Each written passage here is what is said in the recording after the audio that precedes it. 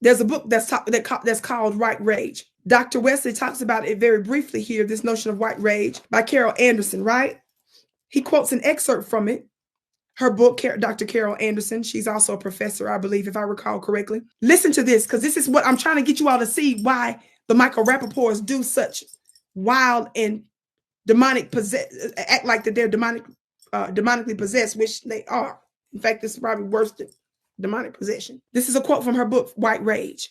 What was really at work here was white rage. She says, white rage is not about visible violence, but rather it works its way through the courts, the legislatures, and a range of government bureaucracies. Are y'all listening? It wreaks havoc subtly, most imperceptibly, too imperceptibly, certainly for a nation consistently drawn to the spectacular, to what we can see.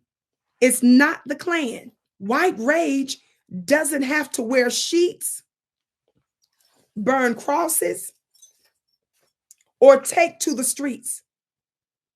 Working the halls of power, don't miss this. Working the halls of power, it can achieve its end far more effectively, far more destructively.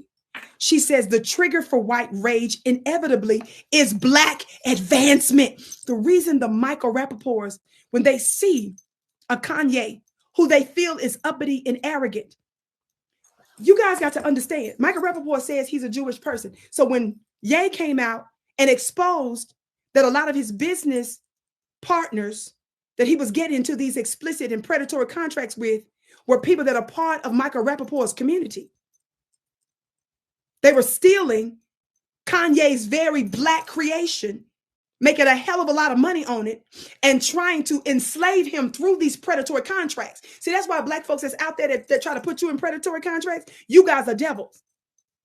See, I'm keeping my mouth shut on some of you all that I know that call yourself economic gurus out here that's taking advantage of people and trying to force them into predatory contracts. You're no different than the white man.